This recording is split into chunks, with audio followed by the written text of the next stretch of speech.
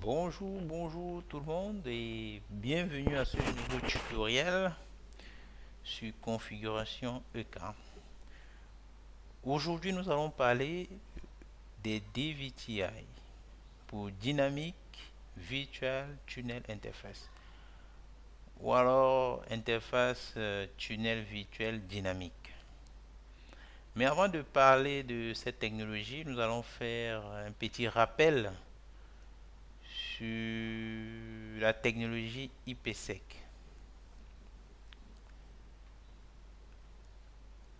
En fait, par le passé, n'est-ce pas, avant que le DVTI ne soit développé,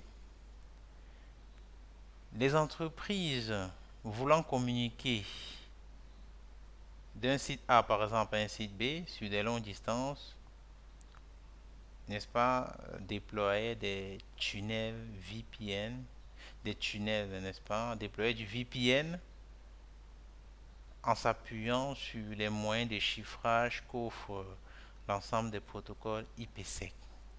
Qu'est-ce que ça veut dire? Si nous avons par exemple le site de Libreville qui souhaiterait communiquer avec le site de Paris, n'est-ce pas? Il était déployé un tunnel IPsec.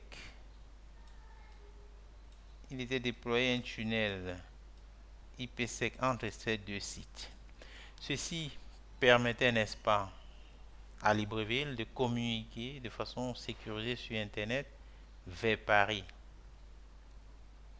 Et dans le cas où la société souhaitait rajouter une de ces succursales ou déployer une de ces succursales, supposons dans un autre pays ou peut-être dans la même ville mais distant, n'est-ce pas? Elle se voyait, n'est-ce pas, créer un autre tunnel entre la nouvelle succursale et le site distant. Qu'est-ce que cela entraînait? Le déploiement d'un nouveau site, n'est-ce pas, entraînait la modification de la configuration du site central. Ça, c'est le premier point. Deuxième point, si par exemple le nouveau site distant doit communiquer par exemple avec un autre site distant qui n'est pas le site central, histoire peut-être d'avoir les informations de stock, les informations des produits au magasin, ces différents sites distants doivent encore voir leur configuration être modifiée pour l'implémentation d'un nouveau tunnel, cette fois-ci entre sites distants. Qu'est-ce que ça fait? Ça fait que pour chaque ajout de matériel, on se trouvait en train de modifier presque toute l'architecture. Et ceci, n'est-ce pas, entraînait des énormes lignes de code. Par exemple, pour si vous avez par exemple 5 sites satellites, on devait implémenter combien de tunnels? On devait implémenter 5 tunnels fois, n'est-ce pas, 5 moins 1, n'est-ce pas, divisé par 2 plus 5. Qu'est-ce que ça fait? 4 fois 5, 20. 20 divisé par 2, 10. Donc on se voyait en train de faire 15 tunnels pour que le site central communique avec tous les sites distants et pour que chaque site distant a accès, n'est-ce pas, à toute l'infrastructure en fait. Et ça faisait lourd. Lors des dépannages, les dépannages prenaient plus de temps. L'implémentation prenait plus de temps. Du coup, les ingénieurs ont réfléchi sur un moyen de pouvoir mettre sur pied une technologie qui permettait de réduire non seulement les lignes de code et de permettre aux différents sites distants de pouvoir communiquer entre eux. L'IPsec déjà, lui, est un protocole unicast. Et c'est à cause de cela, il ne laisse pas passer, n'est-ce pas, les paquets broadcast ou multidiffusion.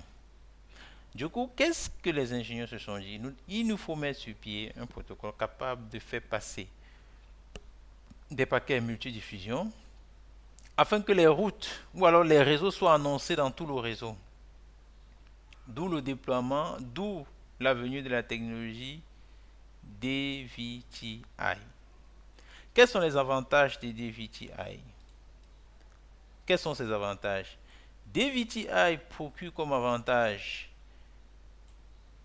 une configuration, n'est-ce pas, minimale du routeur central,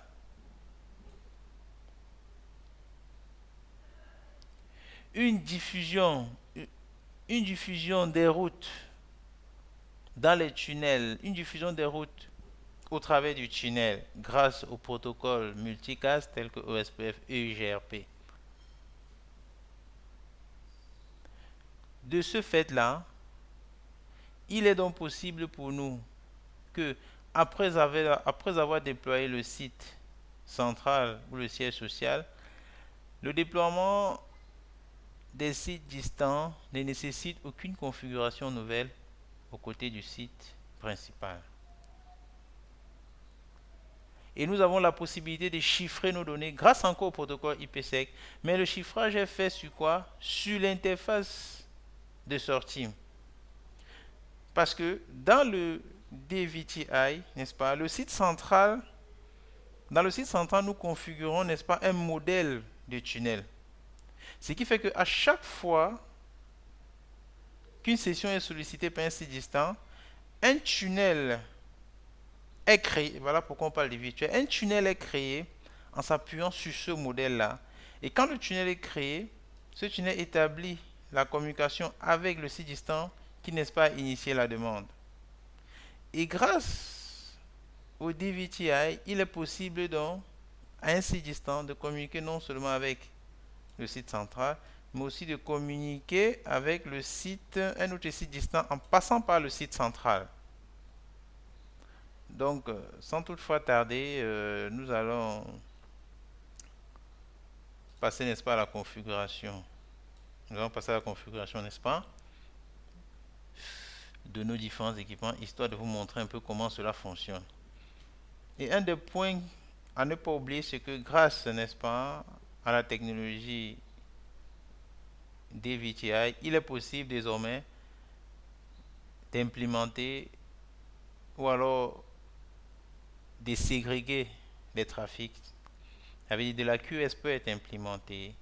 La sélection du type d'application qui transiteront dans les données et dans le tunnel peut être implémentée.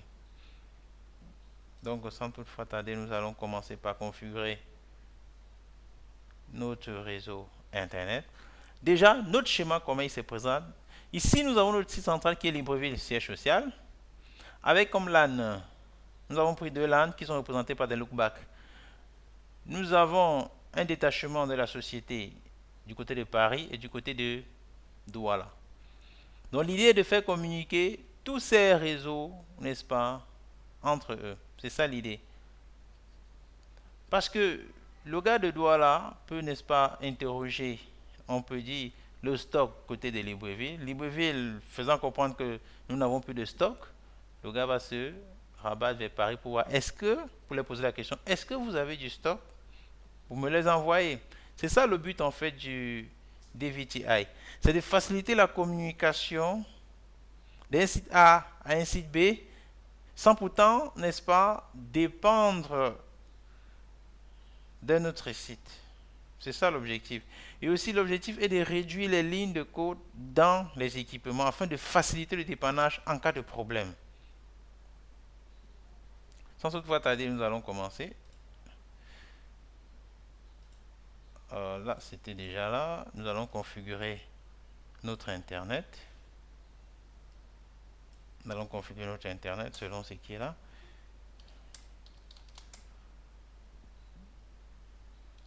Définissons le nom du Internet.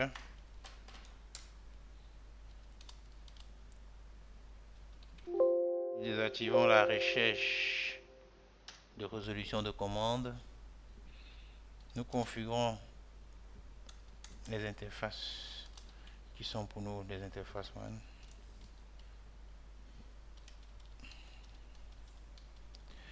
Pour ceux qui ne comprennent pas trop pourquoi j'ai mis 6 en fait, je vous orienterai vers les cours sur le plan d'adressage. En fait, un slash, une adresse IP est constituée, n'est-ce pas, de deux parties. Nous avons une partie réseau et une partie utilisateur, n'est-ce pas? Selon la plage réseau que j'ai, nous avons une disponibilité de 6 adresses côté utilisateur. Et moi, j'ai pris la sixième. Donc, quand je dis 6, c'est de 1 à 6 en fait. Voilà. Donc, c'est ça. Nous activons l'interface. Nous avons l'interface 01.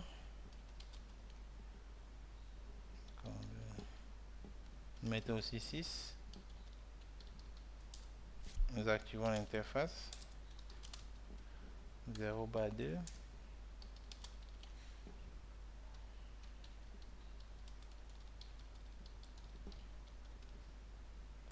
Ici, c'est un slash 28. Donc, nous avons une disponibilité de 14 adresses partant de 1 à 14. Donc, avec un masque de 240. Ici, je prends 14. À ce stade-là, l'Internet est fait. Maintenant, nous allons partir sur la configuration, n'est-ce pas, d'abord de notre hub. Pourquoi j'ai dit hub? Nous devons comprendre que dans le jargon réseau, notamment dans les VPN, le site central est habituellement appelé hub et le site distant est appelé spoke, ou alors le site client si vous voulez. Donc dans notre architecture, le routeur de Libreville est notre hub. Et nous avons deux spokes, celui de Douala et celui de Paris. Nous allons procéder à la configuration du hub que je ferai sur, n'est-ce pas, un bloc-notes pour que vous puissiez bien prendre les notes, n'est-ce pas? Pour que vous puissiez bien prendre les notes. Mais avant, afin de mieux comprendre les lignes de commande, j'ai structuré, n'est-ce pas, la configuration du tunnel, la configuration de la technologie DVTI, n'est-ce pas, en 7 étapes. Voilà. Et c'est sur cette base-là que nous devons configurer nos équipements. Mais avant, nous allons, n'est-ce pas, décrire ici hub pour Libreville, n'est-ce pas? Nous allons configurer le nom de l'équipement, Libreville. Nous allons désactiver nos IP domain lookup. Nous allons configurer l'interface. Interface était 0/0. L'interface 1. 41.1.1.1.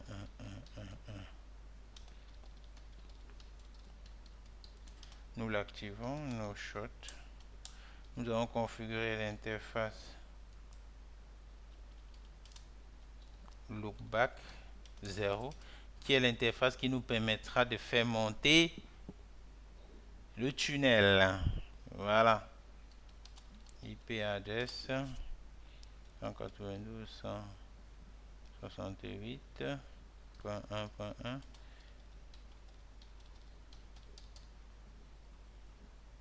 Bon, nous allons selon notre schéma, c'est un slash 32. Slash 32, ça veut dire disponibilité d'une seule adresse qui est l'adresse choisie. 32. Ça veut dire nos interfaces tunnel s'appuieront sur 32, s'appuieront sur ces adresses-là. Donc, voilà. Nous mettons nos shots, mais les interfaces lookback par défaut, n'est-ce pas, sont up. Hein. Vous allez voir, on va faire ça cette interface-ci.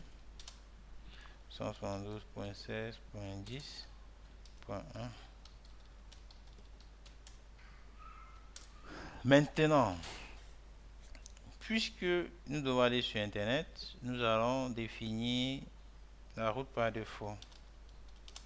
0.0.0 qui pointe vers la passerelle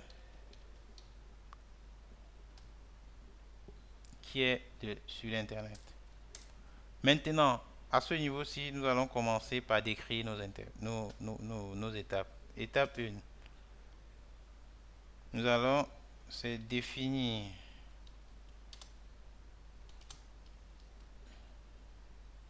le trousseau de clés. C'est quoi le trousseau de clés? En fait, nous devons définir un trousseau de clés, comme cela le dit, dans lequel c'est une série de clés, si on peut dire. Un trousseau dans lequel il y a des clés. Il y a une clé qui est définie, mais qui variera, n'est-ce pas, selon, comment je peux détailler ça. C'est cette clé qui sera utilisée, n'est-ce pas, pour pouvoir établir l'association entre les routeurs. Voilà. Et cette clé sera utilisée à l'étape 2. À l'étape 2, c'est où nous définir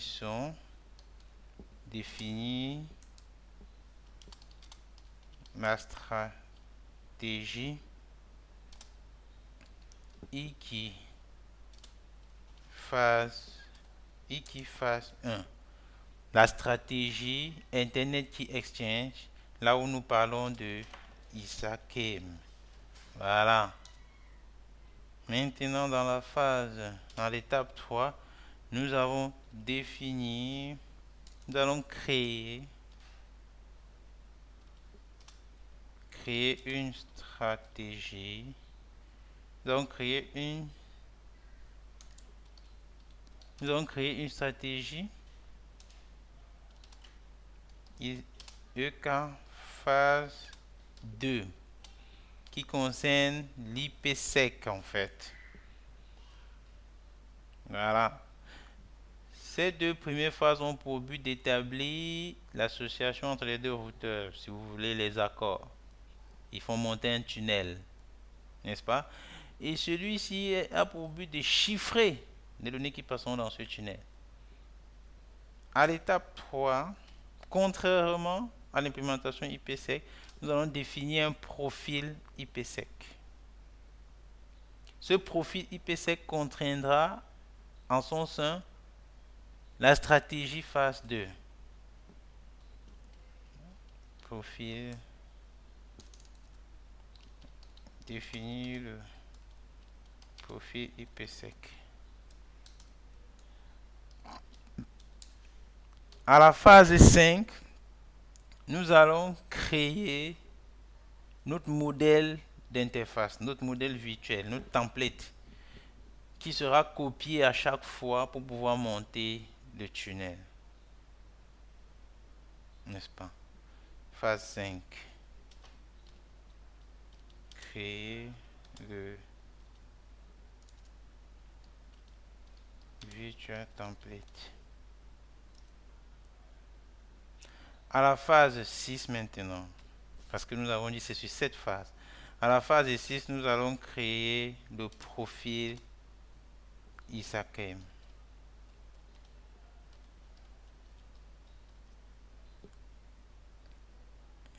Je vous explique.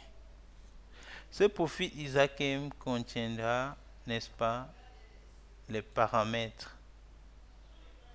Bon, moi je vois que aller à cette phase, je souhaiterais plutôt, moi je conseillerais plutôt de mettre ça à la phase 3. Pour qu'on puisse bien se comprendre à la phase 3. Et à la phase 4, je mettrai la configuration, n'est-ce pas? Et à l'étape 4, je mettrai la configuration de la phase 2. À l'étape 5, je mettrai la configuration du profil. Et à l'étape 6, la configuration de l'interface. Et à l'étape 7, la configuration du routage. À l'étape 7,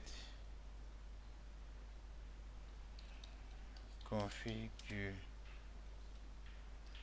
routage dynamique. Donc on va partir sur ces 6 étapes et vous comprendrez mieux. Concernant l'étape 1, on a dit définir le trousseau des clés. Crypto, keyring, crypto keyring. Il faut donner un nom à ce trousseau des clés qui lab. C'est une clé prépartagée.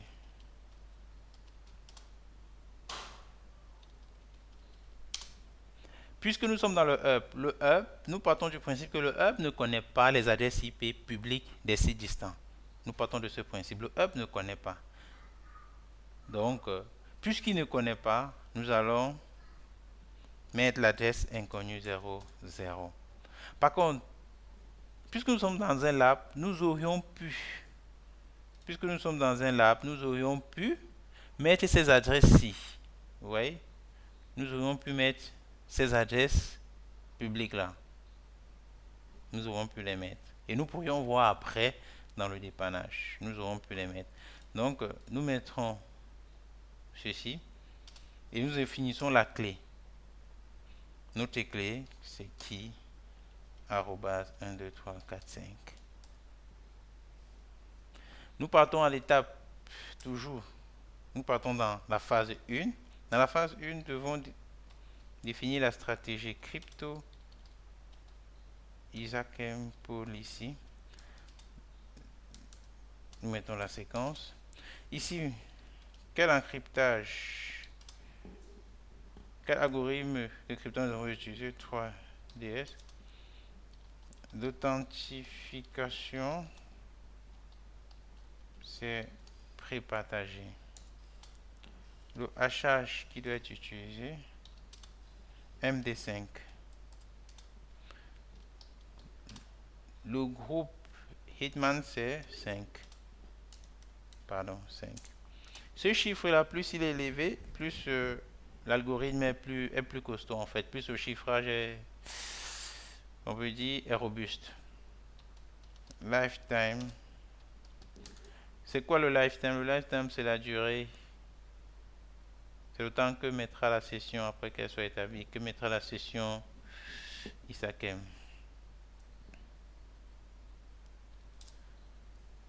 Nous devons définir maintenant le profil. Dans le profil, vous voyez, c'est le profil Isakem que nous devons définir. Le profil crypto Isakem profile. Je préfère mettre Isakem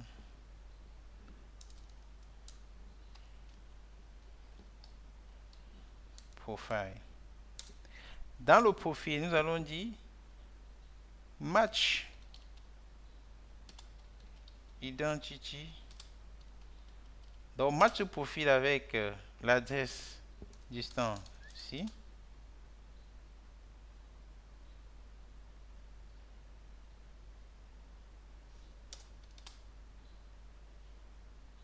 Match avec cette adresse distance, n'est-ce pas? Et à ça, tu ajoutes cette clé que nous avons définie là. Est-ce que vous voyez? Donc, on dit dans notre profil, tu vas faire matcher ceci avec cette clé. Nous partons maintenant dans la 4e étape où nous devons définir IPsec transform cette la phase 2, celle qui chiffre les données utiles. Phase 2, nous mettons IPsec T arrobas 1, 2, 3, 4, 5. Nous définissons l'algorithme d'encryptage ici, c'est 3DS. Nous définissons l'algorithme d'intégrité qui gérera l'intégrité du paquet. HMAC. Et nous travaillons ici pas comme en mode transport dans le DMVPN, mais plutôt en mode tunnel. Maintenant, nous partons à la phase 5, à l'étape 5, où nous définissons le profil IPsec crypto. IPsec profile. Crypto IPsec profile. Moi, je mettrai IPsec-pro. Là-dedans, nous devons associer la clé, le chiffrage transform set qui a été défini ici. Nous devons définir security association lifetime seconde. La durée que mettra ce tunnel là, ce profil là après être établi. Et ici, nous devons faire appel à quoi? Au profil ISAKM qui a été fait ici au début. Nous devons faire appel à ce profil là. ISAKM profile. Et nous mettons le profil défini là. Voilà. Maintenant, nous passons à la phase, à l'étape 6, la création du template. C'est une interface. C'est une interface.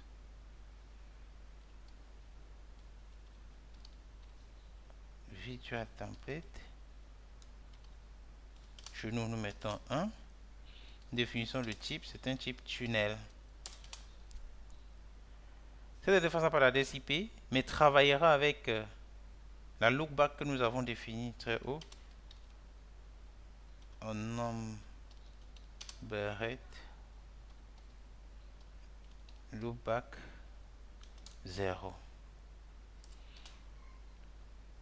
C'est un tunnel en mode IPsec. Tunnel mode IPsec. Quelle version? IP4, puisqu'il fait aussi de l'IPv6. Tunnel. La source, c'est quoi? La source, c'est cette interface-ci. La source, c'est cette interface. Ethernet 0/0. C'est comme, puisque je connais l'adresse publique, je peux la mettre. Hein. Je peux le mettre l'adresse publique 41.1.1.1. Tunnel destination. Puisque je ne connais pas quelle adresse, par exemple, je prends le cas où on ne connaît pas hein, les adresses des sites distants, je mets dynamique. Voilà. Et étant donné même que je les connaîtrai, puisque c'est plusieurs sites, il est souhaitable de mettre dynamique. Voilà. Ainsi, la recherche se fera de façon automatique. Maintenant, définition tunnel. Nous protégeons maintenant. Maintenant, toute cette sécurité que nous avons définie au début par la phase, une définition de trousseau des clés, la phase ISAKM, la phase IPsec, le profil, nous appliquons tout ce chiffrage à l'interface, au template. Pour que quand le tunnel qui copiera le modèle de template sera monté, il utilise ce chiffrage-là. Tunnel protection IPsec profile, on met le profil là. Hein.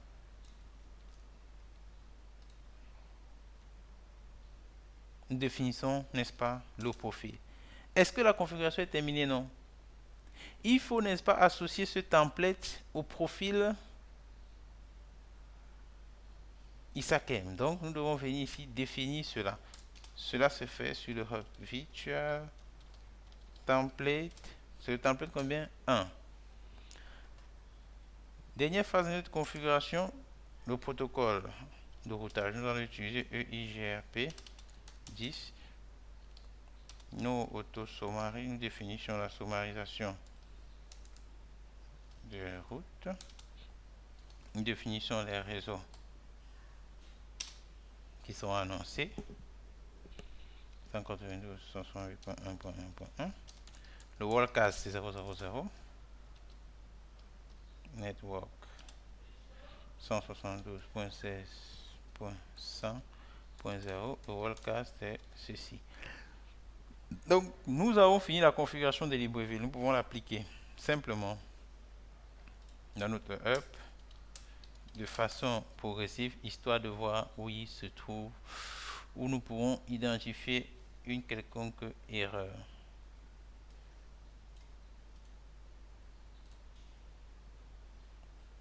Ah, nous avons une erreur là. Interface, ouais, c'est ça. La rapidité, quand nous faisons, nous aimons souvent aller très vite. Voilà, la route elle est là, avec la définition de la clé. Ce dont je vous ai parlé, vous avez vu l'interface tunnel ici. Je n'ai pas mis no shot, mais vous voyez, l'interface ici est montée.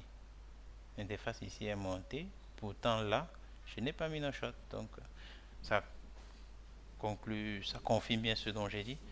Après configuration de l'interface de bloc, nous n'avons pas besoin de faire monter l'interface, elle monte tout seul. Donc, nous définissons le trousseau des clés.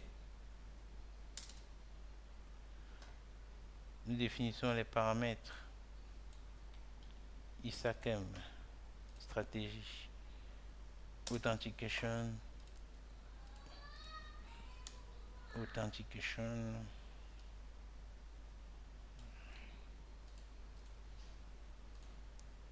voilà. Maintenant, nous définissons le profil ISAKEM, keyring.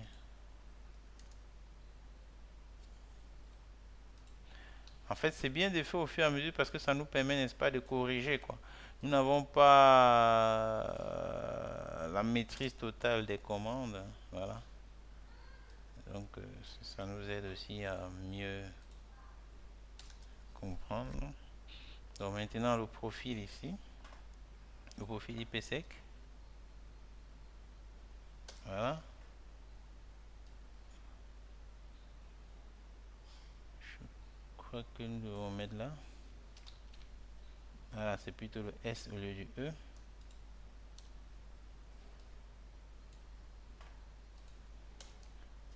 Commande incomplète. OK. Le template maintenant. OK. IP. En nombrette. L'erreur est où? C'est U. Nous corrigeons au fur et à mesure.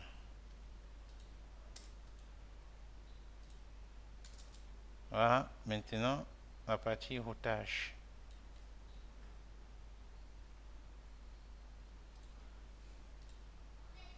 OK.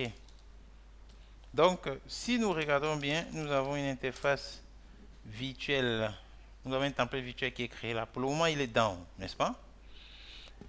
Après que le tunnel soit configuré sur le site distant et qu'il soit monté, nous ferons une nouvelle interface créée, mais en virtual access.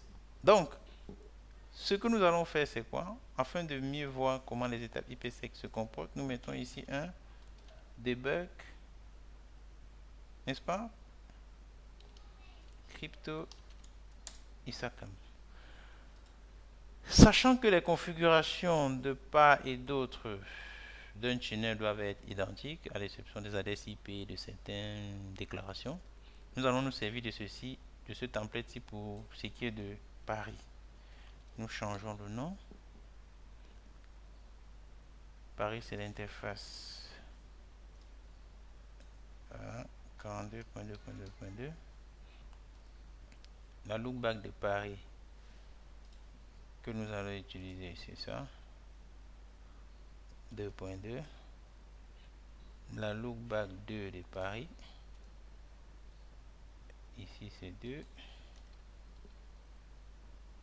2, la route par défaut 42.2.2.6. Maintenant, puisque nous sommes sur le site distant, nous connaissons l'adresse IP, n'est-ce pas, de notre siège social au hub. Dans les architectures réseau, habituellement, le siège social, n'est-ce pas, a des adresses connues. C'est les sites distants qui parfois ont des adresses connues et parfois n'en ont pas. Mais il est très important dans une architecture réseau, dans un design, que le site central ou alors le siège social ait des adresses connues. Du coup, dans notre cas ici, nous allons mettre l'adresse connue, 41.1. Ici, 41.1.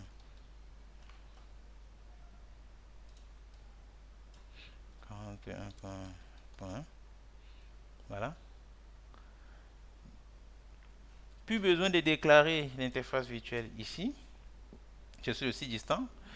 Parce que c'est le siège social qui, lui, à la demande, fait monter.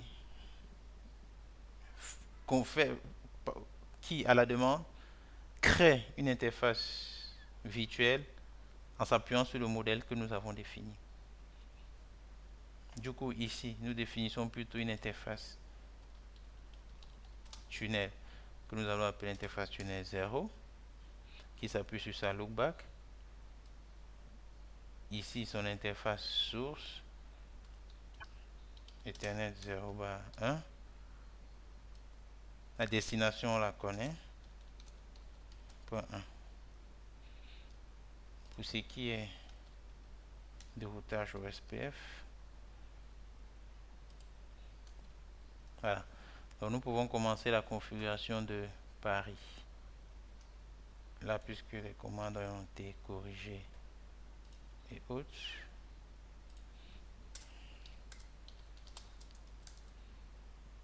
Voilà. Nous appliquons.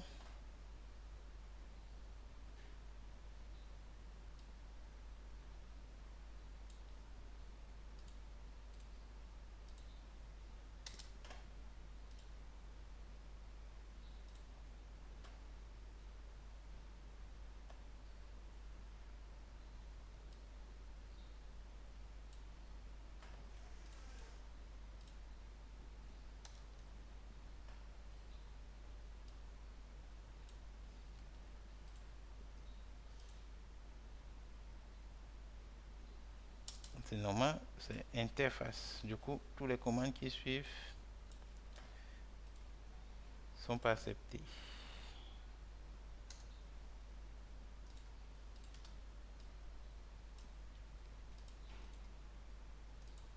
Ok.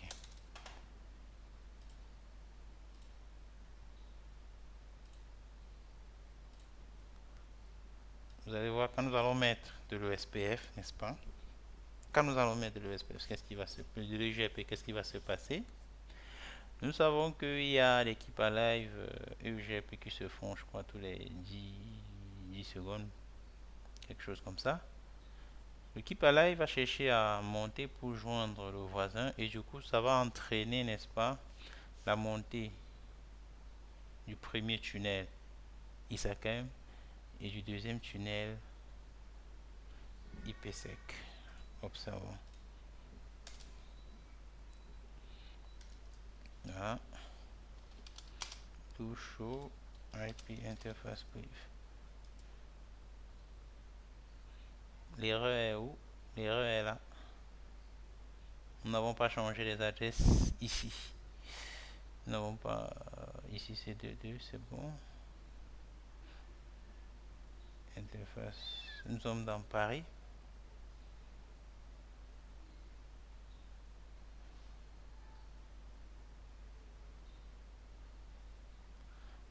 Nous avons des interfaces qui avaient été configurées par le passé par rapport...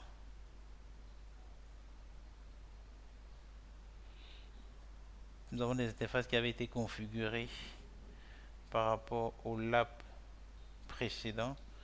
Du coup, je ne l'ai pas désactivé. Donc, c'est pas grave. Nous allons n'est-ce pas, do show IP interface brief. Nous allons désactiver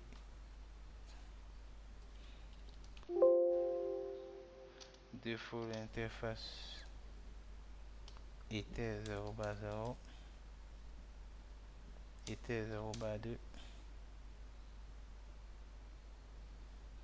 do show IP interface brief. Ok, c'est bon.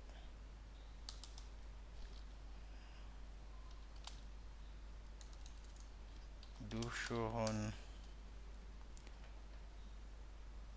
Oui. Oui. C'est bon, c'est bon.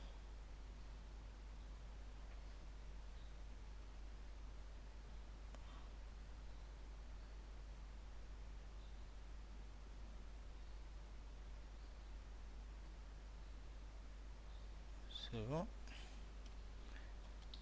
Est-ce qu'il peut pinguer 426?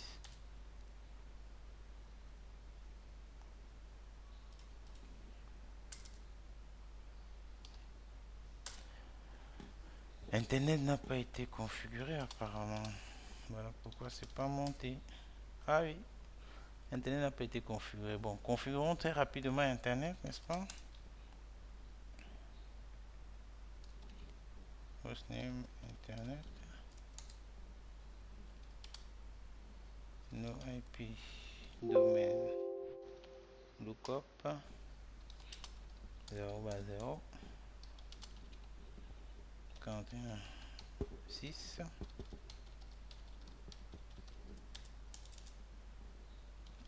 no shot, 0/1,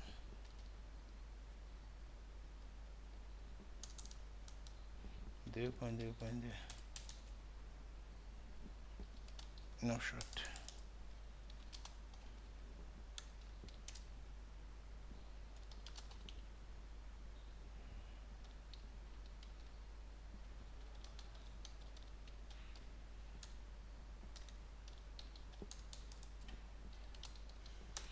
Si nous partons du côté de l'IBV, et voilà, nous voyons bien que le stade 1 est monté et le stade 2 est monté. Du coup, qu'est-ce que nous avons vu? L'OSPF est monté par rapport qui parle dont nous parlions. Donc, quand nous ferons ceci, nous allons voir une nouvelle interface créée qui est là. Si nous regardons maintenant la phase 1 de notre tunnel, elle est là. Phase 2.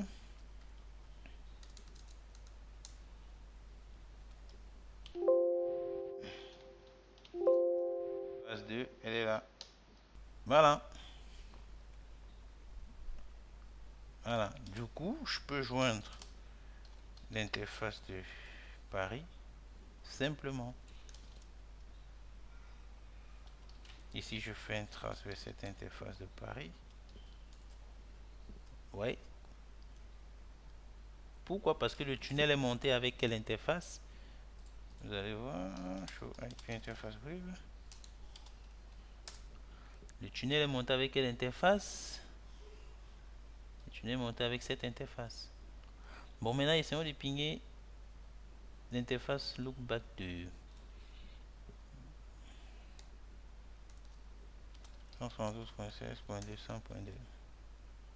Ça, c'est le trace route. Il me montre bien que je passe par celui-là avant de l'atteindre. Maintenant, si je fais le ping aussi passe. Bingo. Passons maintenant à la configuration, n'est-ce pas, de Douala, pour vous montrer encore combien de fois l'ajout, n'est-ce pas, d'un site est vraiment facile. Aucune modification, comme nous avons dit, ne sera faite du côté de Libreville. Do show IP interface brief. Ici, vous voyez, rien n'est configuré pour le moment. Donc, puisque c'est l'interface 2 qui sera utilisée, nous modifions encore ici aussi. Voilà. Interface 2. Côté subnet, nous changeons là. Point 14. Non, point 3. La loopback 0, c'est 3.3. La loopback 3. dans notre schéma, qu'est-ce que c'est mis? Qu'est-ce qui est mis dans notre schéma? C'est loopback 2. Dans loopback 2, c'est ça.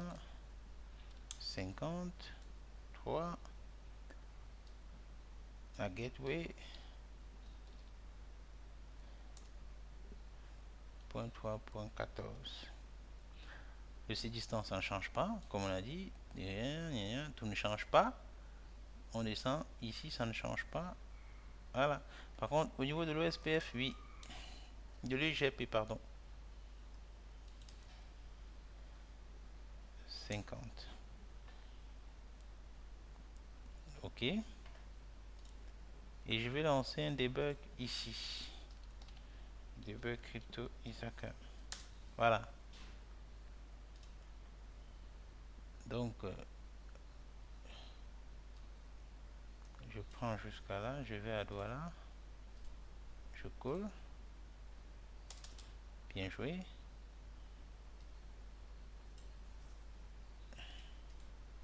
Je colle. Bien joué. Et est-ce que j'ai mis la route par défaut? Oui, bien joué. Je colle. Regardons ce qui se passe à Paris. N'est-ce pas? Est-ce qu'à Douala, les interfaces tunnel sont montées? À Douala, l'interface tunnel n'est pas montée. Regardons côté internet ici.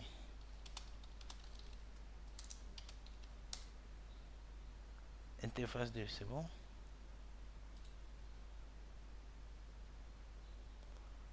À Douala, est-ce que les IP .14 240 c'est bon? 3 c'est bon. Ok, c'est bon. Maintenant internet. Internet c'est bon.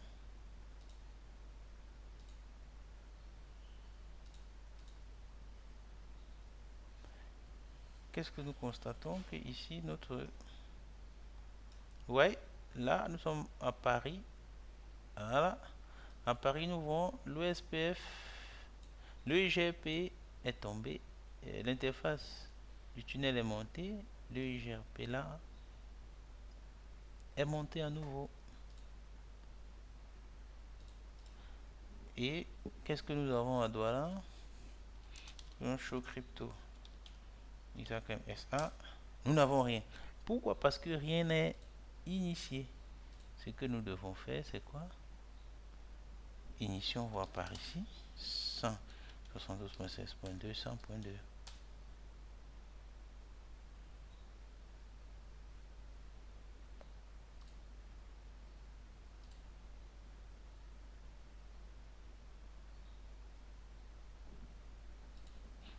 Showrun.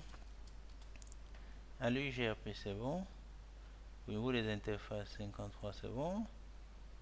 C'est bon. Le site distance, c'est bon. Là, c'est bon.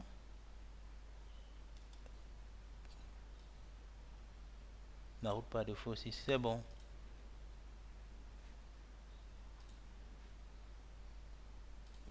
Donc, inition Libreville. Lançons un debug là. Debug crypto. Ok, Libreville essaye. 192.68.3.3.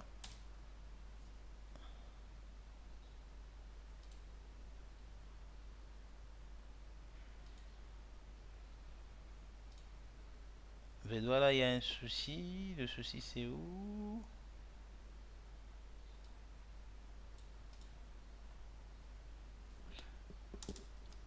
Nous vérifions si Douala ping d'abord sa passerelle. Hein? Douala ping sa passerelle.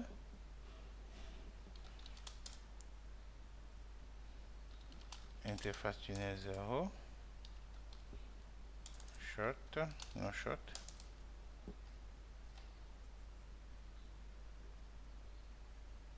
Bon. No interface tunnel 0. Nous désactivons cette interface. Nous lui donnons interface. Ah, voilà le problème.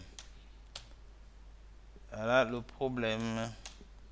Nous avons mis ici là, la source n'était pas bonne. Voilà pourquoi c'était pas monté.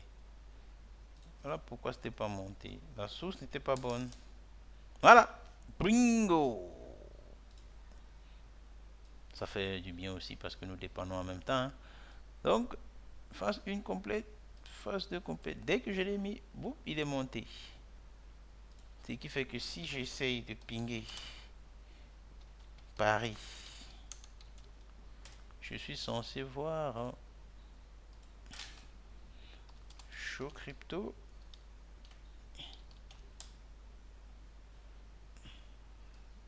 Il est hop.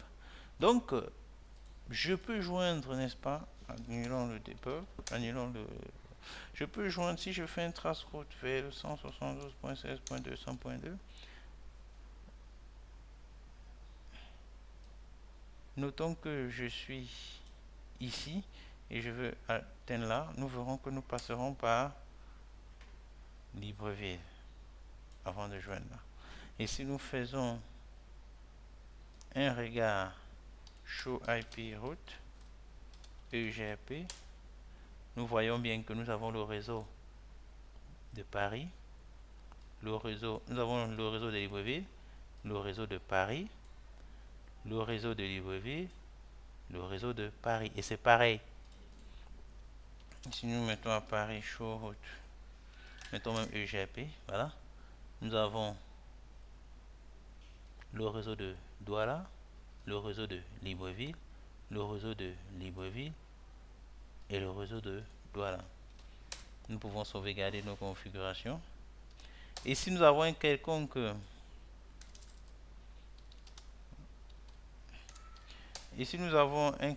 n'est-ce pas, site distant encore à rajouter, nous appuyons juste sur cette configuration et modifions tout simplement.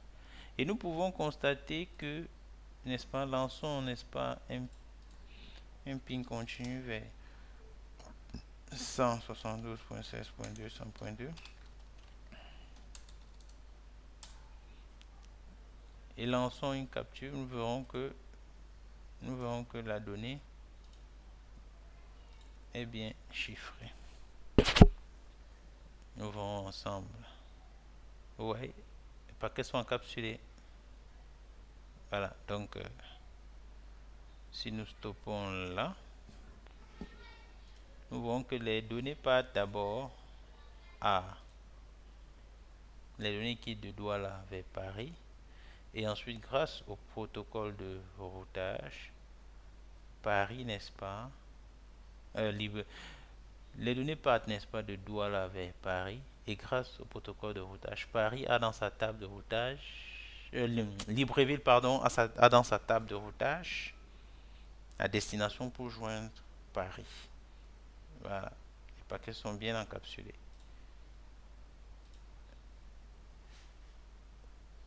Ok. Bon, nous disons merci pour nous avoir suivis. Merci pour votre patience, pour vos encouragements, pour votre compréhension. Je conseille vivement, n'est-ce pas, tout administrateur réseau, système, tout technicien réseau, de bien s'imprégner de la documentation concernant les tunnels VPN, Cisco. C'est vrai, les configurations sont là, mais pour mieux les comprendre et mieux, n'est-ce pas, les implémenter comme nous le faisons sans documentation et autres, il est bien de comprendre comment cela fonctionne. Donc, merci et à très bientôt. Au revoir.